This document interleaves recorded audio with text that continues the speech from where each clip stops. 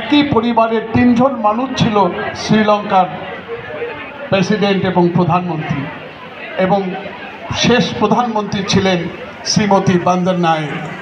আজকে পারিজাতের কথা, আপনাদের এই স্বনামধন্য প্রিন্সিপালের কথা মনে হলে আমার সেই কথাই মনে হয়।